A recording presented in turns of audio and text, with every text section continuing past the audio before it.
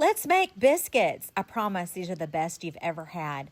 Preheat your oven to 450 and go ahead and put your pan in the oven and let it preheat too. This will make really crispy bottoms to your biscuits.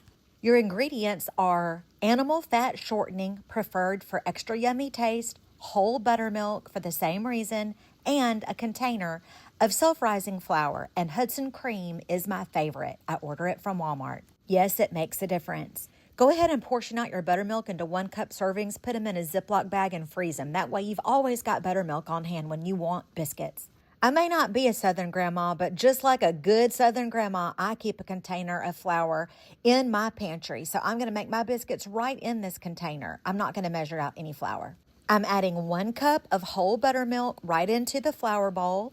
And here's a tip. Run your measuring cup under hot water, and that'll help you get the shortening out really quick. Also, pro tip, use gloves. It makes cleanup so much easier. You'll thank me later.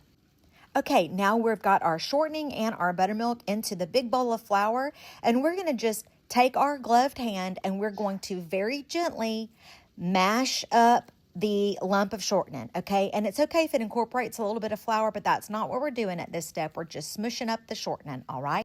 Now gently turn your bowl in one direction while swiping with your other hand in the opposite direction. We want to incorporate enough flour so that when we have a ball of dough like this, we can flip it over with both hands and not much dough sticks to our fingers. Resist the urge to keep mixing. If you can flip it all in one lump, you're done mixing.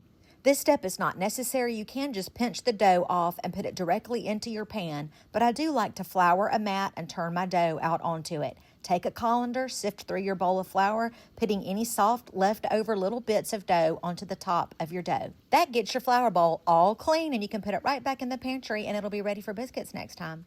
Pat your dough till it's about 1 inch thick, then take a hot pad and get that heated pan out of the oven, bring it over to your counter. Now, using a biscuit cutter, we're going to cut our biscuits out. Again, you can just pinch it off and put it in the pan. It's not that necessary, but I have found that if you'll take these little corners after you cut a biscuit out and push them in, that it really helps make a nice rounded edge for your next biscuits. Cut them all out till you've got them shoved in your pan, kind of like this. Don't have to be perfect. Put this pan, don't forget to use a hot pad, put it back in the oven. Set your timer for about 16 minutes. Put your lid back on your flour, put it right back in the pantry. Don't forget, save your buttermilk left over in the carton, portion it out in 1 cup servings, put it in the freezer. Use this time to empty your dishwasher, or maybe do a load of laundry. Get some chores done while they're baking. I'm a firm believer in doing 2 things at one time. Stop and pet the cat. And look, do you have a mocha pot? If you like coffee, you need to watch some YouTube videos about this because it's pretty fabulous. Don't forget, pet the cat. And if you really love your cat, you'll put some tuna fish in the sink and let him eat it. Okay, here's what the biscuits look like after they're done. And here's another. I'm telling you, if you like Popeyes biscuits, these are as close as I know how to get to Popeyes biscuits. And here, I want you to, at the end, I'm going to let you hear what the crispy biscuits sound like. You don't need any butter. Remember, it's full of shortening. Look how flaky and delicious. Yum. Enjoy.